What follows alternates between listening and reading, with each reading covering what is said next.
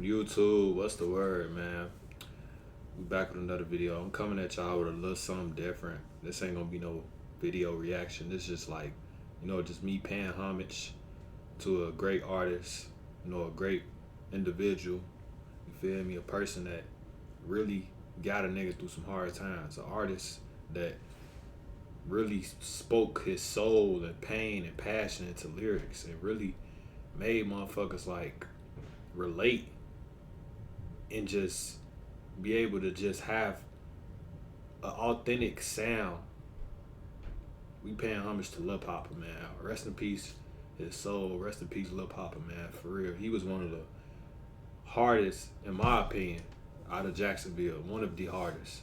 You feel me? In my opinion, he definitely was one of the top artists out of Jacksonville, Florida. Cause when I first started listening to different type of music, I'm from Iraq, so when I first started listening to like all types of different artists and shit, Lil Poppa was one of the first artists that I started listening to that was like, that one Chicago based.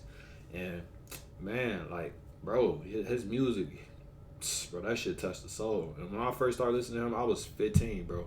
No bullshit. This was like COVID. This is like around 2020. He just was blowing up. I think he already blew up or whatever. And he only had like 2 albums out at the time. It was like, no, I think he had three actually. He had about 3 albums out already. And all of them slap, bro. Like, all of his albums slap. No bullshit, bro. Like, I listened to every single one of his albums damn near every day during COVID. I used to just have them bitches on replay, just listening to him. Just, damn, this shit hard. This shit hard, bro. Man, rest in peace, Lil Poppa, man. You feel me? His music just really had motherfuckers just like being having hope and just having like faith, like, cause it's only a certain amount of artists that can do that. Like, their music can make you just not want to give up, just make you like, therapeutic. It's like therapeutic music, you know, like it's only a handful of them type of artists that got therapeutic music, and he was one of them, bro. Like, he was one of them artists that just he had that shit, man. He really had that shit. He was like one of them artists that he could sing, he could rap, he could make people want to be happy. He can make you, you know, be sad, but not in a bad way, but just like on some like, just like on some you acknowledging what you going through type shit. Like, he was a goat, man. He was a goat for sure. He just gone. Like, and this is one thing. What I want to say, I feel like this shouldn't get overlooked because a lot of people gon' overlook this. And what I mean by overlook is we should take away something from this situation. Let's take account of everything that's on the table, okay? First off, Lil Poppa was successful. Second off, he was signed, he was rich. So, them two things right there. He was successful and he was rich. And he had the money. He had jewelry, clothes, cars, you know, he was able to take care of his family, his peoples. And he had a child at that too. He had a child too. He had a child. I think he had a son, I heard. He had a child, you know. So I feel like one thing we should all take into account, anybody watch this video, whatever, is money does not guarantee happiness. Let me repeat that again. Money do not guarantee happiness in this life. We spend our lives chasing money, thinking that it's gonna bring happiness and make us heal from our traumas and things that we done been through and shit. It ain't. Money is only it's only a tool. Money is used to get things, to buy things, exchange for goods. It ain't used to buy your happiness. You can't buy happiness. That's something that you have to build and find within internally. So I'm saying, so that's a powerful message that we can all learn from this situation at hand. Is that money does not buy happiness, bro. Money does not guarantee happiness. We was taught that, especially people of our color, black folks, because we come from poverty.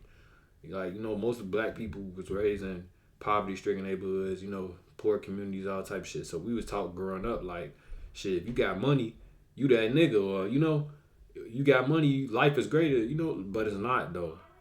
We gotta be real, bro. Like, money Money don't cure what's going on within.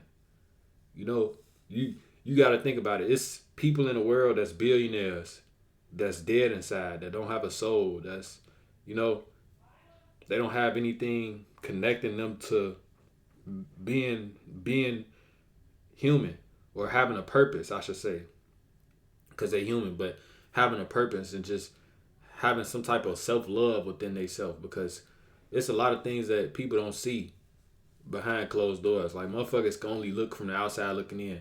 From the outside looking in, at this picture right here, motherfucker only assume like, yeah, that nigga got a chain on. He a rap artist. Yeah, bro, that nigga life lit. But whole time behind closed doors, when he not on social media, when he not performing, when he not around a bunch of motherfuckers, he probably breaking down inside. You know, like that's just really how this shit go. And it's more artists that's probably really living that type of life right now.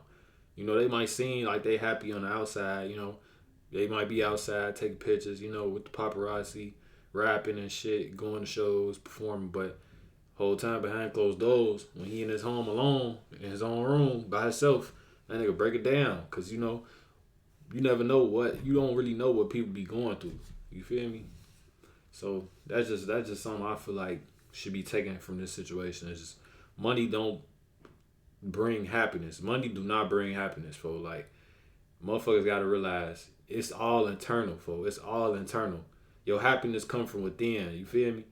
Happiness and self love and peace and all that, it come from within. Money, no materialistic, nothing external could heal the inside. Nothing. Not no girls, not no money, not no jewelry, not no cars. It's all within. It's about how you feel about yourself, and it's about what you doing on a day-to-day basis to make yourself heal, you know? So, but yeah, man, rest in peace, Lil Poppa, man. This shit's crazy, bro. I just wanted to make this video, pay homage, because I feel like a lot of people gonna miss the message in this video. A lot of people, I mean, not in this video, but with this situation, a lot of people gonna miss the message. A lot of people gonna overlook this shit. You know, people I seen a lot of motherfuckers paying tribute and shit, you know, paying homage and shit, posting them and shit. But it's like, y'all missing the message, bro. Y'all only posting them because y'all listen to music. Well, that's cool, you know, supporting all that. But what I'm saying is, motherfuckers gotta get the message of this shit. Money does not change how you feel about yourself. Or should I say, money does not change happiness. Money does not guarantee happiness. It don't. I'm going to say it however many times I can say it. It don't guarantee happiness. Because it's people with the amount of money. Think about somebody who's saving their money, or think about somebody who got to a certain point amount of money, and they still feel the same. They feel like they need more to make them even more happier. But that shit don't guarantee happiness, bro. This shit is just a tool. This shit don't mean you gonna get happy and life just gonna be better just cause you got money. Like, no, this shit is a tool, man. This shit used to buy shit, to exchange for shit. Like, you know, you use your money to buy stuff so you can get stuff. It ain't used to cure what's within or what you've been through. Feel me? It could be somebody that been through some crazy shit, some dark shit. Somebody that been through some traumatic shit, and they get some money. That ain't gonna change that. That ain't gonna heal that. You feel me? That ain't gonna heal what they been through. Money ain't gonna, you feel me? And I hate people that say money do make people happy. It don't. It's the fact about what you can do with the money that make you happy. Yeah, but after a while, that feeling burns the fuck out. He was happy at one point. Bro, when this nigga first got signed, I'm pretty sure he was happy as hell. He got some money in his account. He went and splurged, bought a car, chain, clothes, all that good shit. But as time builds and accumulates, as time goes on and on, he done been rich for about, bro, this nigga been signed since he was 18, bro. I think he was 18 when he got signed. So that's 7 years, gang. So this nigga been signed for about 7 years, 7, 8 years, or 6, 7 years, whatever.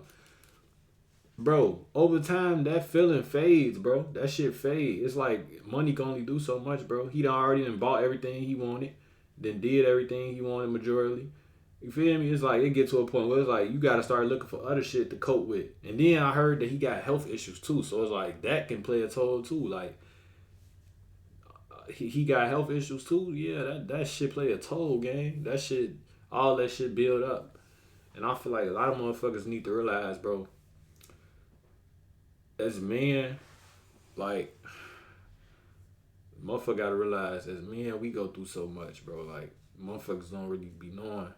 Motherfuckers be thinking that niggas just be wanting somebody to feel bad for them when a nigga open up or when a nigga vent to somebody. Like, nah, bro, motherfuckers gotta realize, bro, like, if somebody coming to you telling you something wrong about their life or they just venting to you, just telling you shit, man, listen, especially if it's somebody else you close with, that you rock with, like, listen to what the fuck they tell you, because you never know what a motherfucker got going on. Like, motherfuckers can be going through some dark shit, and they coming to you, you know, because you a motherfucker that they feel like, you know, that'll listen, or, you know, like, I just feel like a lot of motherfuckers just need to just be aware of the people that you don't really talk to on a day-to-day basis, how they doing, what they like, you know.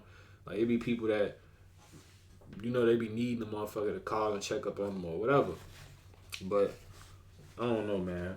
I just feel like this whole situation is crazy, you know, unexpected. But hey, that's just how this shit be, bro. Like, it should be like that.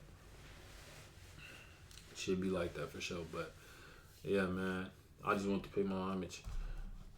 I just want to pay homage. And yeah, one of my favorite, let me name one of my favorite songs by the way, too. I say one of my favorite songs was my favorite Lil Poppa song. I say Special and 5 a.m. in Miami. Them are my two favorite songs.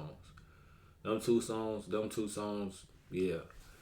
Them, like, you gotta be an OG fan to know. See, a lot of motherfuckers, I ain't gonna say a lot, but, you know, I feel like majority of his female fans aren't, like, they don't know about the old shit. They know about the new shit he was making, like the love songs and shit. Like, you gotta be an OG fan to know them two songs I just named. Special and 5, especially at 5 a.m. Miami. You gotta really know that's on one of his old albums. That ain't even know that shit ain't got no music video, none of that. You gotta really know that. Look, bro, no bullshit. I'll go pull this shit up right now, bro. Let me go to my YouTube. Y'all think I'm bullshitting, bro? I gotta prove a point. No bullshit. This is how long I've been listening to, bro. I even commented on one of his videos, and that bitch got that, bro. Come on, bro. I was really, man, what? 5 a.m. in Miami, Lil Poppa, bro. Come on, bro. Like, who ain't, like, bro? So I don't get copyrighted. Bro, look at this shit. This is me right here. No bullshit. This is me 2 years later, and this still one of his underrated best songs. 156 likes. Look, people come back, rest in peace. I got to comment on this shit, bro. Try 3, big brother. No kizzy. Look, this is one of his best songs, gang. You got to be an OG fan to know this song. 6 years ago, too. This shit came out 6 years ago. 2019. I ain't even hear it when it first came out either. This shit came out like, damn, this shit came out like my sophomore year. See, if I was listening to this, yeah. But I heard it. I eventually heard it going into COVID, yeah, bro. Like, come on, bro. Come on, bro. Like, this is one of his best songs, bro. Damn. I gotta pay homage.